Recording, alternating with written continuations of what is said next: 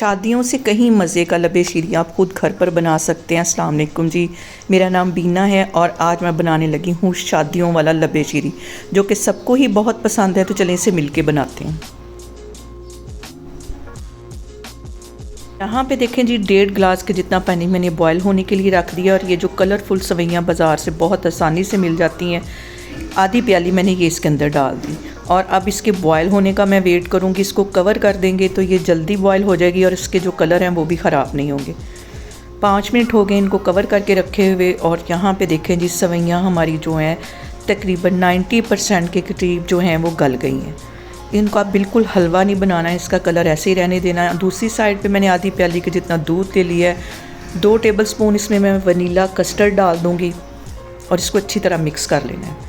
दूसरी साइड पे मैंने 1.5 किलो दूध ले लिया, जिसे बॉयल होने के लिए रख दिया है। 2 से 3 ड्रॉप इसमें वनीला एसेंस के डाल दूँगी।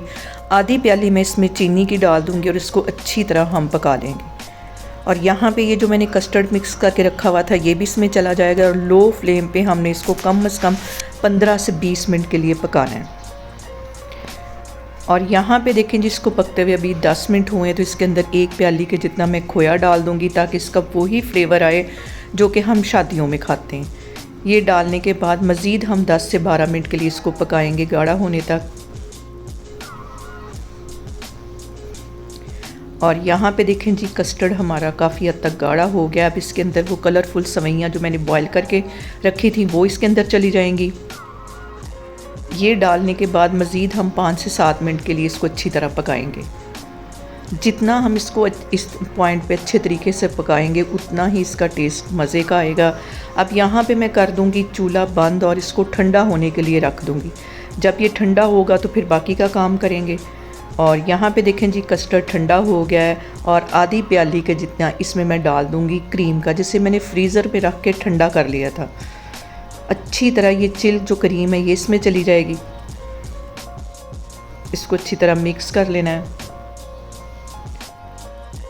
और यहाँ पे 1 टिन इसमें मैं डाल दूँगी फ्रूट कॉकटेल का, कुछ मैंने गार्निश के लिए रख दिए।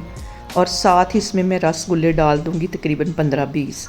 और लबे शीरी का असल जो टेस्ट है वो बनता ही रसगुल्लों के साथ है। बचे हुए फ्रूट कॉकटेल से मैं इसको गार्निश कर लूँगी और ऊपर से भी कुछ रसगुल्ले लगा दूँगी। और यहाँ पे देखें जी, ईद स्पेशल बहुत ही मज़े का हमारा लबे शीरी बन के तैयार हो गया है, जिसे आप बहुत इजी तरीके के साथ घर में बना सकते हैं।